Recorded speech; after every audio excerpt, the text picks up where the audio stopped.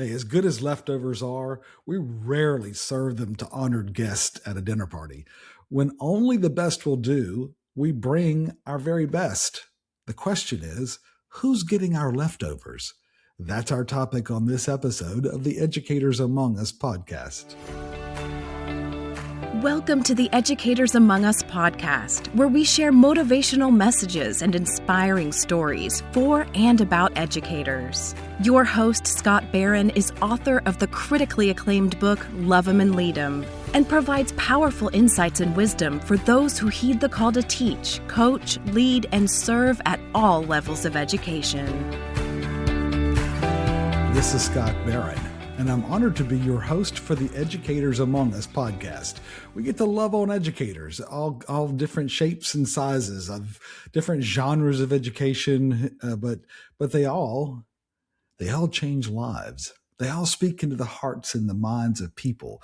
They give them a path forward. They provide an inspiration, a perspective, and that's our goal for this podcast, is to be able to share some of those different ways of viewing things, some of those reminders, even of things we've known all along, but sometimes we forget, right? We get caught up in the tyranny of the urgent and all the things that are happening, and we need to pause. We need to pause and just say, hey, wait a second. There's a bigger story here. There's a bigger, plan that we're a part of, and we have a calling to this work. And so thank you. Thank you for hitting that pause button, for being willing to take just a few minutes to remember that there's something bigger going on here, right? Sometimes we get invited to go different places, and you can imagine if you were invited to go to a dinner and you showed up and you were really expecting this pretty elaborate meal and something of very high quality, and then you realize you've just been served leftovers. Right? This wasn't prepared for you. This was actually prepared for somebody else. We just, we didn't have time. And so we decided we're just going to give you what's left. How would you feel? How would you feel if that's all you got? Sometimes leftovers can be delicious. It depends on how it was prepared and what the food actually is, what the ingredients are, right?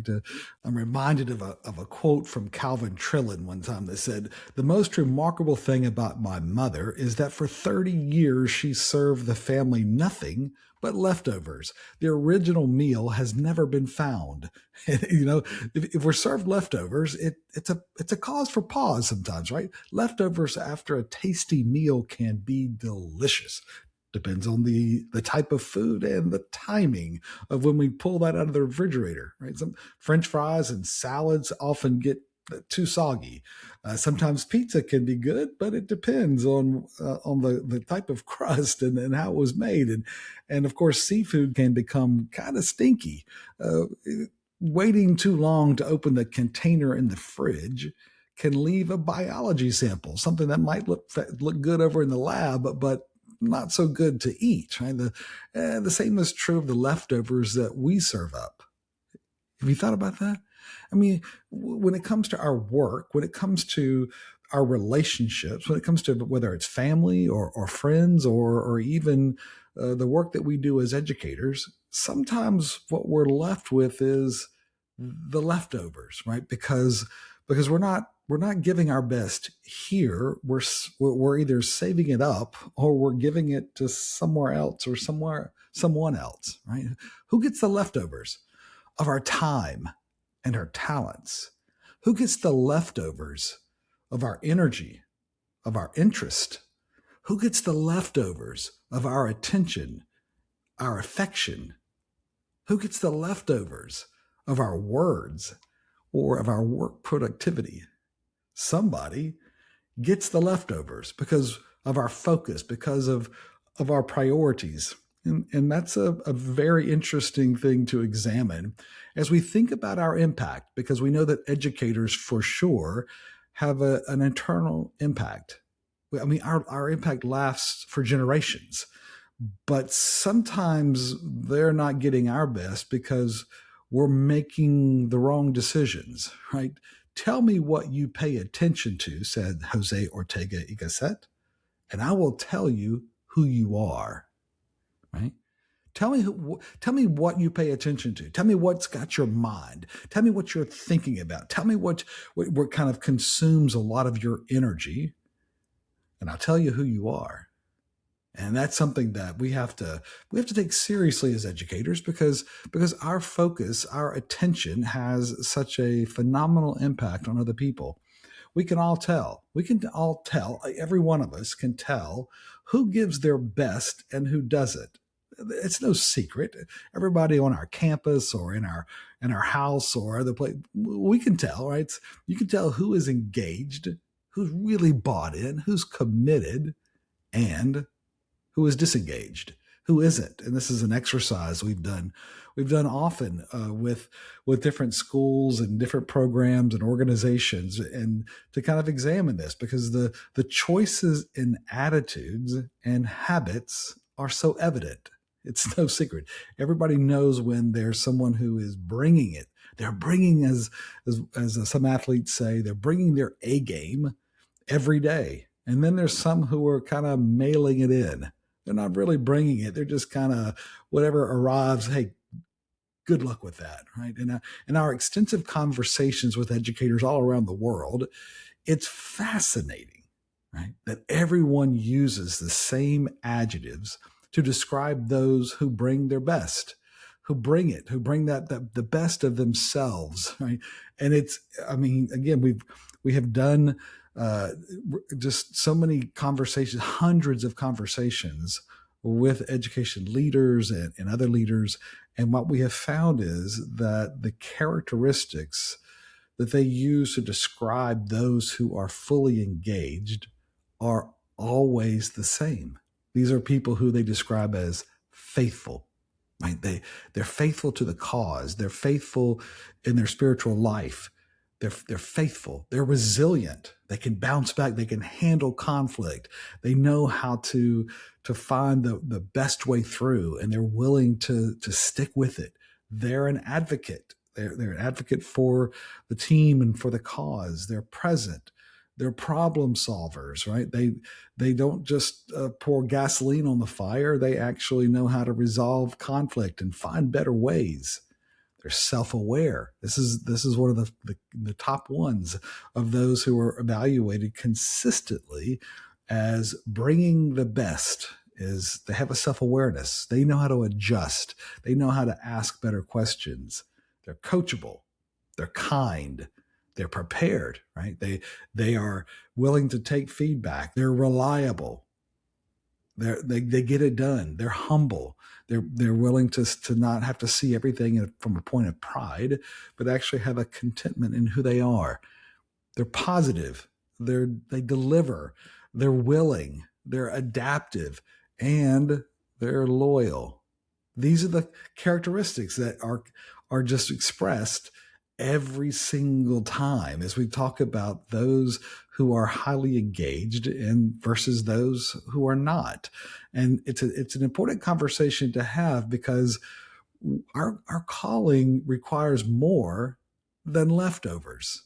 It requires honoring people and honoring our calling with our best. It's like Proverbs 3:9 says, honor the Lord with your wealth and with the first fruits of all your produce. In other words, of all the investments that you're making to grow things, to grow yourself, to grow other people, hey, if you're saving your best for something else, that's a problem, right?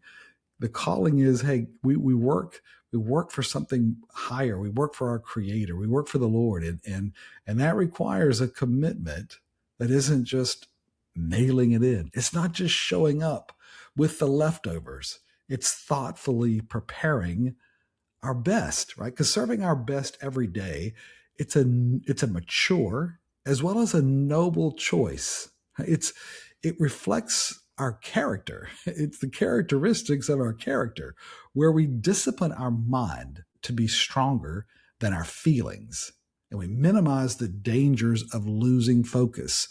If we're dominated by our feelings and our emotions of how we are in that moment, then we compromise. We begin negotiating with ourselves.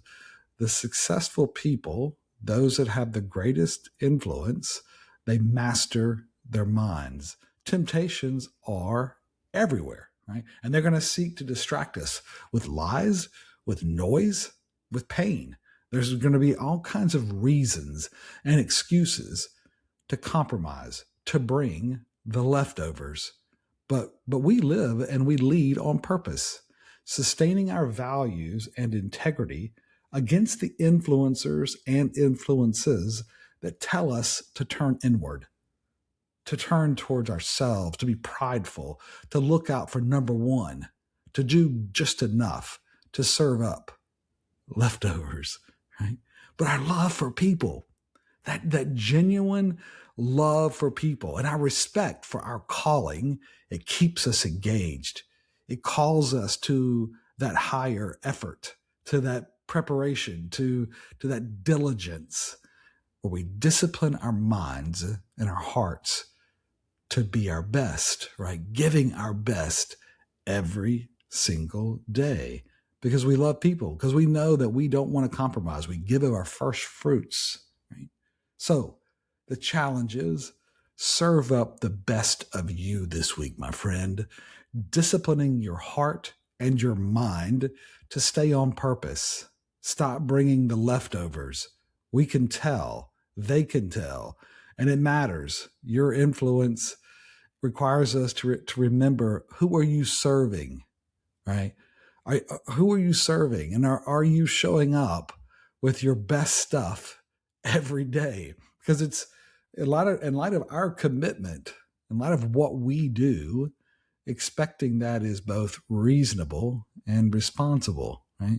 That's part of using our gifts because we have a power. Educators have a very specific power in the lives of other people.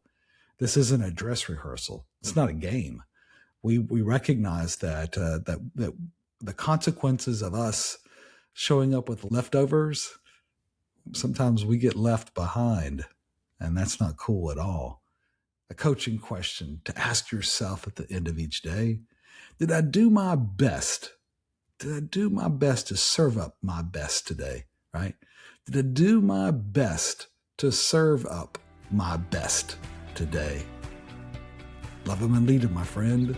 This is Scott. Thank you for joining us for the Educators Among Us podcast and for your courageous commitment to this noble calling. We get you and the challenges of this work. To stay connected with this community, be sure to subscribe to our podcast and weekly encouragement at educatorsamongus.com.